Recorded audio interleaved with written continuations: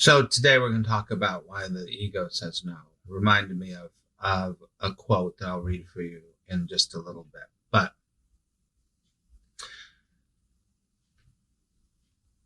this understanding and trying to get a grasp on this false self that's called the ego is an interesting one, because what we're trying to really understand is what is not understandable on some level, because it's not real. The egoic mind is not real. And now that opens up a whole new can of worms. So let's just say the ego is not real. It is a falsity. It is an illusion. It is a wisp of something, right? But this falsity and this illusion and this wisp of something tends to rule people's lives. So what the ego does is it continues to always say, look at me, look at me, look at me. I have an opinion, I have an opinion, I have an opinion.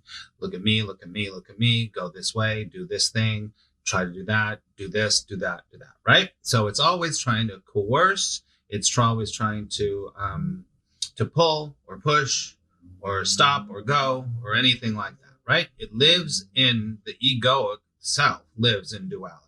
It lives in duality, right? So the ego, when I say the ego always says no, is that the ego will, the separated self will always argue for your limitation. It will always argue for the limitation. For example, or the limitation of anything, everyone, whatever. So, for example, I always say, it's not always the case. Let me say that. but usually when someone says, there's this and this and this and this, but everything after the but is the ego mind, is the separated self. I'd really love to go to Paris, but I don't have time. I don't have money. Only other people do it. I've never been. I hear French people are rude. Whatever it happens to be, right? But it would be great to feel good about myself. But I have to, now remember, if you're new here, I'm not saying anything's right or wrong. I'm not giving you a prescription. We're just looking at how it works. I'd really like to feel good. I'd really like to feel peaceful. But now, hear me very clearly when I say this, but I have a lot of stuff I have to heal. But I have to work through my trauma. But my family won't let me be myself. But the world only loves young people, whatever happens to be, right? So you get the idea. So most of the time, when you say but, anything after that is the ego arguing for limitation. It would be great if we could solve global warming, but it's very, very complicated. And how are we going to do that? This is the complete opposite of what the Course in Miracles would say would be right-minded thinking or miracle-minded thinking. There's no room for a miracle in the ego. There's no room for a miracle anywhere. There's no room for it, right? So it sees everything as black or white, for sure. So it's always going to argue for your limitation. It's always going to say no, or even if it does say yes, like, yeah, go for it, go do that thing. And then, but inside you're like, but they might not like me, but whatever happens to be. Okay, this is the point in the conversation where we stop and I find out what you're thinking about what I just talked about. What about your but? How do you use but? That's the question. How do you use but? The ego is the controller as long as you allow it. That's interesting. Good. I'm an excellent at taking myself out of things. Ooh, that's really good. Your ego is excellent at taking yourself out of things. It's true. The but is listing all the reasons why I just can't do it. Or why the world can't do it, or why they can't do it, or why they'll never get it, whatever happens to be, right? Carol says the ego is a controller as long as you allow it. Now,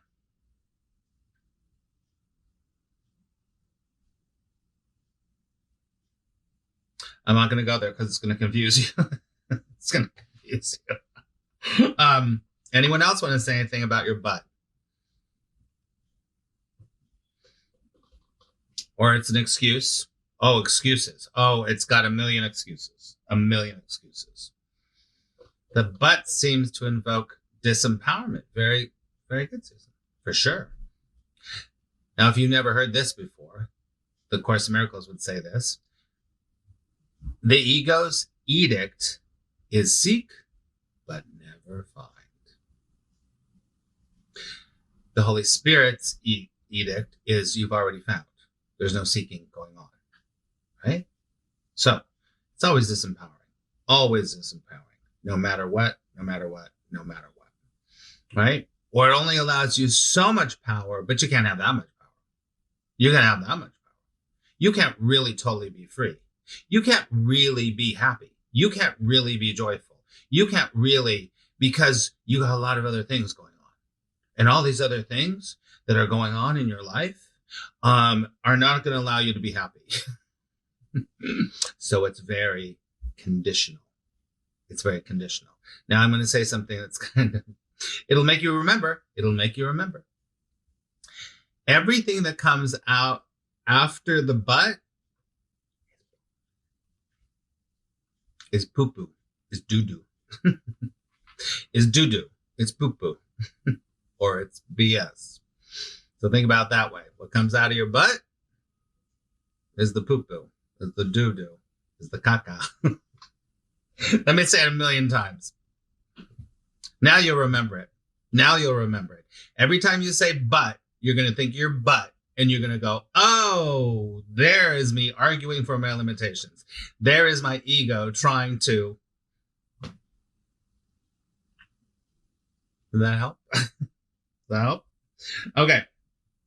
So here's the deal. This is kind of taken from the quote, but I'll hear the whole thing. A no cannot exist without a yes. But a yes can definitely exist without a no. A no cannot exist without a yes, but a yes can exist without a no. You know how I know that? You know how I know, K-N-O-W, that? Because life is happening. It's happening. It's just happening. It's happening. It's happening. Everything is happening. It's all happening. Did I say it's happening? It's all happening. Nothing's stopping it from happening. If there's pain, it's happening. If there's joy, it's happening. If there's destruction, it's happening. If there's creativity, it's happening. It's all happening.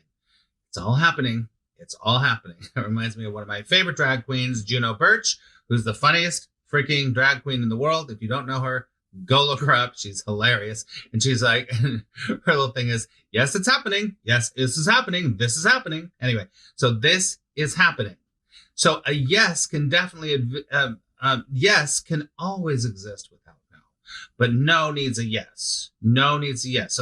So no needs yes because it's duality. It's like stop, go, stop, go, go, stop, go, stop. Right? But life is happening. It's just happening. It's just what? It's happening. So yes is always there. I got to get my button. Like I used to always say, God is always saying, yeah. Well, yes. Give me a Y, give me an E, give me a yeah. Woo! Sue says, here I am listening to you, seeking or looking for a pointer I resonate with. Is that seeking? Yes. But don't blame yourself. It's fine. Don't worry about it, Sue. Don't worry about it. It's okay. This can get really, really like, whoa. Yes, it is seeking. Because the truth is, you don't need to hear any of this. You already know it. It's already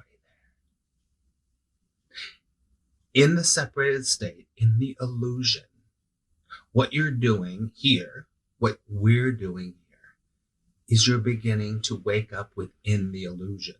You're not asleep within the illusion. You're waking up within the illusion, right? So it's okay. Don't worry. First of all, there is no right or wrong. That would be duality. So there's no right or wrong. So it's all good. Does that make sense, Sue? Do you get it? Right? Okay. So there is no without yes, but there's never. Yes stands on its own. It stands on its own. It stands on its own. Yes. Sue says yes. Yes has life. Yes has life. It has life to it. It doesn't matter if it's what you consider bad life or problem life or struggle life or challenging life. It's life. No stops life.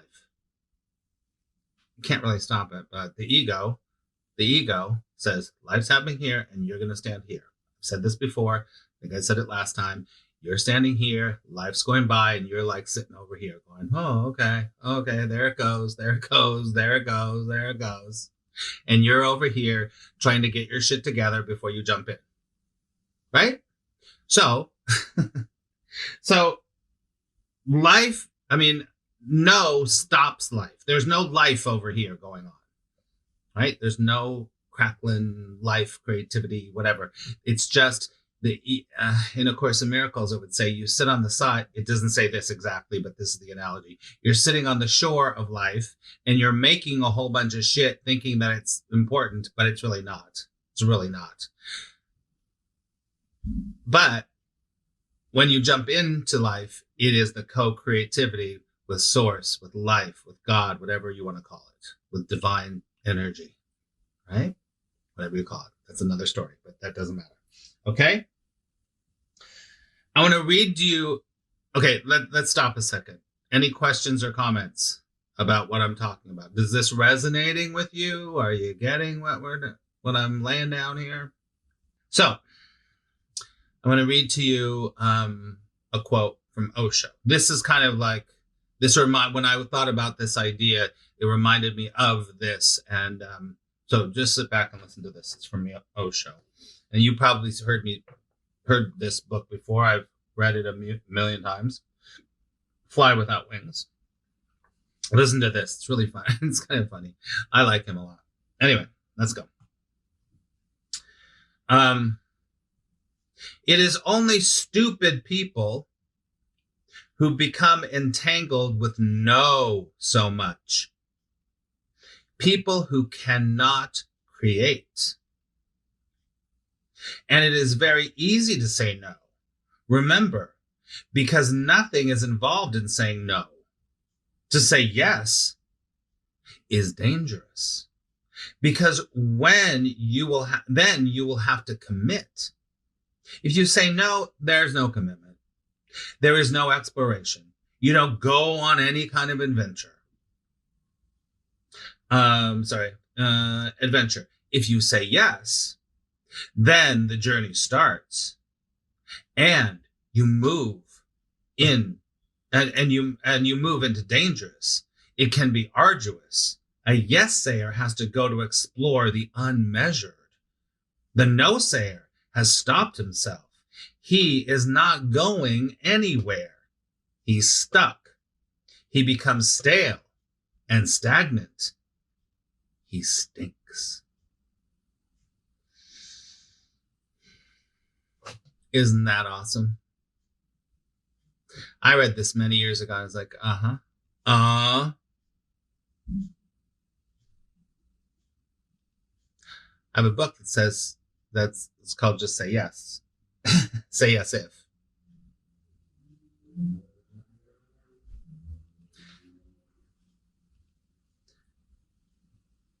To say yes is dangerous because you will have to commit. If you're afraid of commitment, if you've got commitment issues, you don't say yes. You stay safe. You stay on the side. You keep sitting over here. If you say yes, you're committing and you're jumping in. That's it. I'm in the middle of this character is in the middle of a 90-day challenge right now. And this 90-day challenge, I'm on day 68 of this 90-day challenge. And it has been not no problem, but it's been not as hard as you would think. But the thing was, I just said yes and I committed. And I just said, okay, I'm going to commit. There is no option for no. There's no option for no. This is 90 days. I'm doing 90 days and that's it.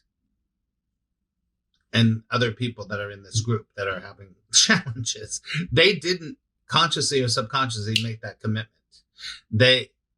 It was dangerous. I had to commit. I had to be like, okay, 90 days, boom, that's it. And so when I see people struggling, almost every single time, their struggle has to do with they didn't make a very clear commitment. You know, when I first started working with people many years ago, I realized that one of the biggest things, and this is what my book starts out, is the power of making a decision. The ego doesn't want you to make a decision because the ego wants to make sure you have an out to say, see, I told you, you're a loser. When you quit, you're a loser. Whatever happens to be, right? So it is what he says. It is dangerous. It is dangerous, but it's only dangerous to the egoic mind. It's not dangerous to yourself because the truth is you probably, like the truth is for what I'm doing right now, the truth is that I was like, the yes was much stronger. It was so easy. I mean, it was easy. It was just like, that's going to happen now. I was ready. I was ready to be like, I'm taking doing a 90-day challenge. That's it. I'm just doing it. I was ready. My ego wasn't even involved in that at all. I'm not saying perfect, but I can see clearly. And I see this with my students. I've seen this with myself in the past, is that when I have the opportunity or the option of no, the ego is like, going to hold on. It's going to hold on. Take a deep breath.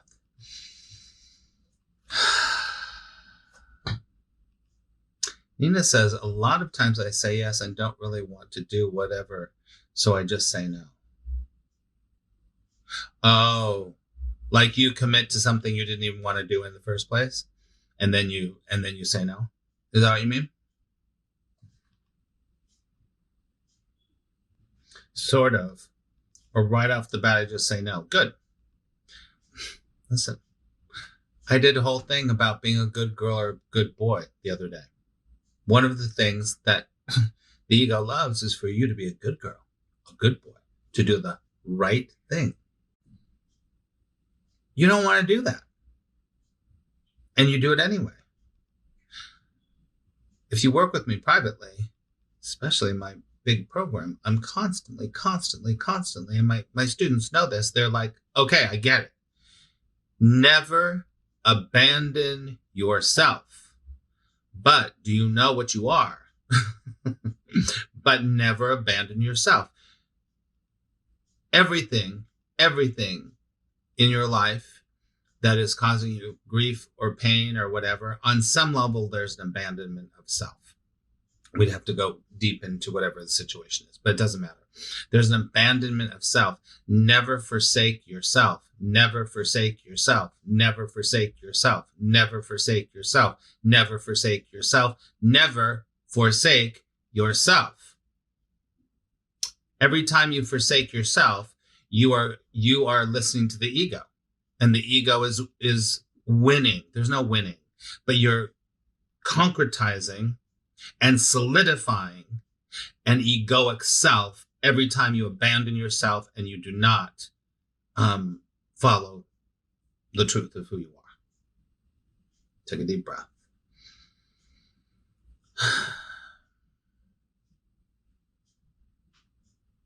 Anand says, never negotiate your self-worth. Sure. Yeah. So every single time that you give in to the no, because the ego is always going to say no, you're abandoning yourself. You're forsaking your truth. And the more you forsake your truth, the more you create. You've heard this before, probably. If you're new, you haven't.